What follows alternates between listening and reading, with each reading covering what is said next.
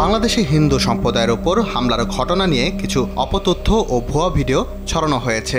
কোনো কোনো ক্ষেত্রে সেই ভুয়া ভিডিও ভারতীয় সংবাদ মাধ্যমেও প্রচারিত হচ্ছে। চট্টগ্রামে নবগ্রহ মন্দিরে হামলার ঘটনা দাবি করে একটি ভিডিও পোস্ট করা হয় ডেইলি লেটেস্ট আপডেটস নামের একটি এক্স অ্যাকাউন্ট থেকে। Hashtag all eyes on Bangladeshi Hindus এবং hashtag save Bangladeshi Hindus hashtag ছিল। ভিডিওটি ভারতীয় গণমাধ্যম রিপাবলিক টিভির অফিসিয়াল ইউটিউব চ্যানেলেও প্রচার করা হয়। অনলাইন যাচাই ও মিডিয়া গবেষণা প্ল্যাটফর্ম ডিসমিস ল্যাব বলছে, নবগ্রহ মন্দিরে অগ্নিসংযোগ বা আগুন দেওয়ার বিষয়টি সঠিক নয়।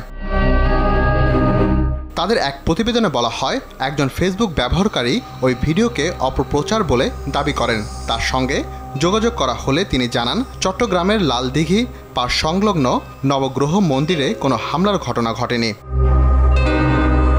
বাংলাদেশে ৫ আগস্ট প্রধানমন্ত্রীর পদ থেকে শেখ হাসিনা পদত্যাগ করে ভারতে চলে যান। পরদিন সংসদ ভেঙে দেওয়া হয়।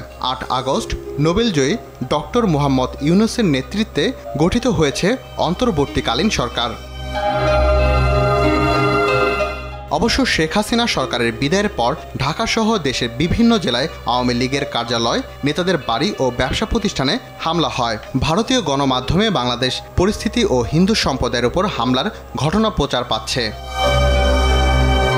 সামাজিক যোগাযোগ মাধ্যমের ভারতকেন্দ্রিক অ্যাকাউন্টগুলো থেকে ব্যাপকভাবে ছড়ানো হয় হিন্দুদের ওপর হামলার ঘটনা। তবে এর মধ্যে বেশ কিছু ভিডিও, ছবি ও তথ্য সঠিক নয়।